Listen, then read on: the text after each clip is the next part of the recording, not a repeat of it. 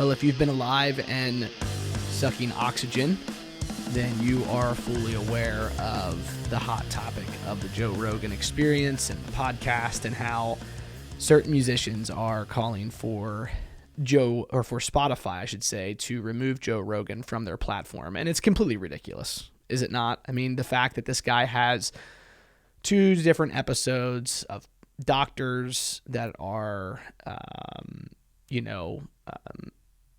maybe have a different approach. They're a little bit of a countercultural to what the media and maybe some of our government leaders believe about COVID-19 and vaccinations and all this. These guys are just offering a different point of view on it. That's really what the conversation was about. They weren't pushing an agenda. They were just basically saying, here's our experience. And heaven forbid Spotify would allow this to go out to millions and millions of listeners. Heaven forbid, right? Because we live in a culture where we should not disagree. No, you should see things my way. And it's complete crap. It is complete crap. I think about our country's founding fathers and how often these guys disagreed.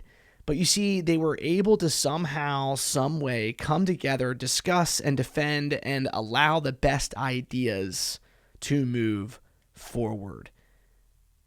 And as I look at this fallout from this whole Joe Rogan thing, I think the question of what happened to the public square, right? And when will the masses reject the mob? I think that's a valid question. I really do. Our culture is so sensitive, and it's disgusting that we cannot have conversations where we can agree to disagree and to move forward with love and respect. It's absolutely amazing to me.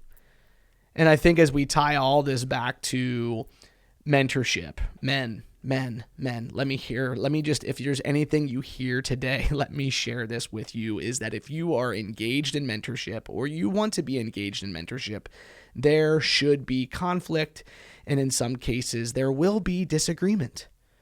We see this play out in Paul and Barnabas's relationship. We know that Barnabas came to the aid of Saul, who later became Paul, and it is Barnabas that mentors Paul in the faith, and they go on this journey together. And we see that Barnabas goes to bat for Paul, and we see a transition in leadership where you see it all throughout the book of Acts. It says Barnabas and Saul, or Barnabas and Paul, and then there's this transition in chapter 13 where it says Paul and his companions.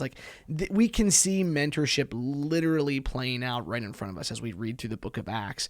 But you see there's this interesting part in Acts chapter 15 where they start to have some conflict, where Paul says to Barnabas, hey, this is in chapter 15, verses 36 through 40. He says, hey, let us go back and visit the towns where we preach the word of the Lord. Let's see how they're doing. And Barnabas wants to take John. We also know him as Mark. He wants to take John with them. But Paul doesn't think it's wise because he had left them, hanging in Pamphylia earlier on when we read through that. And so, and he hadn't continued in the work with them. So they actually have such a sharp disagreement. These 2 friends, these 2 human beings, these 2 men, this mentor and this protege, they have such a sharp disagreement that they part company. They actually go in different directions. And we know that Barnabas took Mark and they go to sail for Cyprus, but Paul decided to go with Silas and they go elsewhere.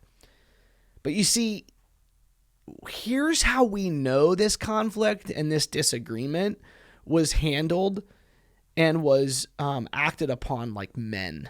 Okay, men dealt with this in a manly, masculine way because both of them continue on the journey that God put them on. They both continue on the mission that God put them forth.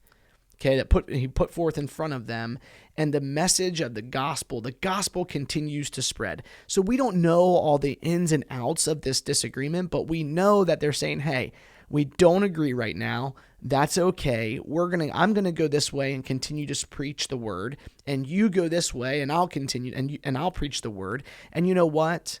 We will hopefully cross paths later on. I mean, isn't that really how disagreements when we have this clash of ideas, isn't this how things should be handled? Isn't this exactly how mentors and proteges should deal with the fact that, hey, protege, you're not always going to get along with your mentor. Mentor, you might not always agree with your protege, but for heaven's sake, can we just tolerate one another?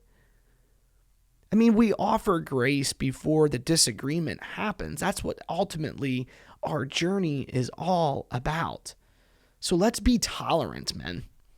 And let's embrace disagreement. Let's embrace conflict, because in relationships, it's inevitable. In humanity, disagreements is inevitable. We shouldn't call for somebody's livelihood to be shut down because of disagreement. Rather, we can say, you know what, agree to disagree, but I'm going to continue on the path that God has put me on.